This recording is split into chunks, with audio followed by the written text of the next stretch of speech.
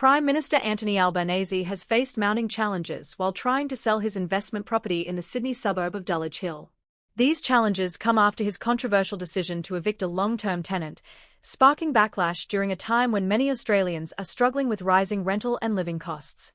The three-bedroom townhouse, located at 29B, Lewisham Street, was initially listed for auction with a price guide of $1.9 million.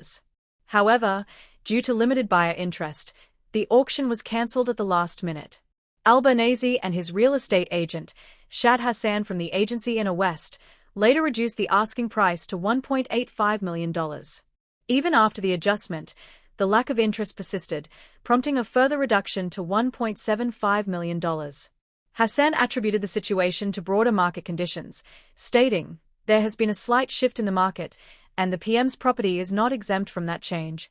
Despite the setbacks, Hassan expressed optimism that the property would sell soon.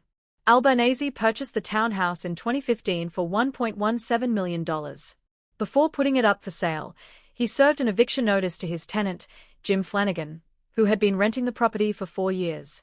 Flanagan, a small business owner, was paying $680 per week, significantly below the market rate, which Albanese estimated to be between $800 and $1,200 during the COVID-19 pandemic. The eviction notice provided Flanagan with 90 days to vacate, citing Albanese's intention to simplify his affairs ahead of his marriage to partner Jodie Hayden. Flanagan publicly expressed his distress about the situation, describing the eviction as a steam train hitting me. He shared his concerns with the Daily Telegraph, stating, "This will be devastating for me. It's a crushing blow at this moment." While acknowledging Albanese's legal right to sell the property, Flanagan highlighted the broader issue of power imbalances between landlords and tenants. He remarked, "Ideally, we would appreciate a more considerate approach to eviction notices." Flanagan's comments also pointed out the perceived inconsistency between Albanese's actions and Labor's messaging about addressing Australia's rental and cost of living crisis.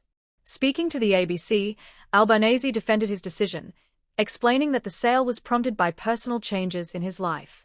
He emphasized that the reduced rent he charged during the pandemic was an effort to provide relief for his tenant at a difficult time. Criticism escalated when it was revealed that Albanese had purchased a $4.3 million clifftop mansion on the Central Coast in Copacabana ahead of his wedding to Hayden. Social media users questioned the timing of such a lavish purchase amidst a national housing affordability crisis. One user commented, "I don't resent someone who can afford a house like that, but I do resent that same person claiming to understand the pressures we face." Another quipped, "Nice to know he's just a regular battler." During a tense interview in Brisbane, Albanese addressed concerns about his perceived disconnect from everyday Australians. Reflecting on his humble beginnings, he said, "I know what it's like to struggle.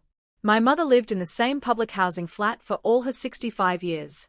I understand this, which is why I want to help all Australians secure a home, whether through public housing, private rentals, or home ownership." Financial disclosures submitted to Parliament provide further insight into Albanese's real estate portfolio.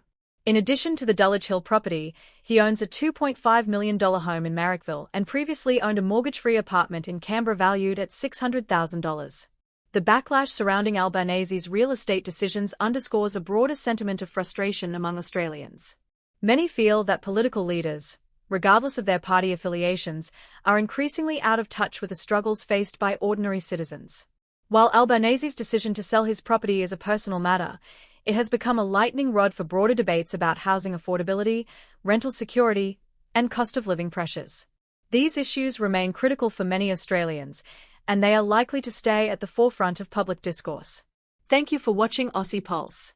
If you found this coverage insightful, please like, share, and subscribe to stay updated on the latest Australian news. See you in the next video.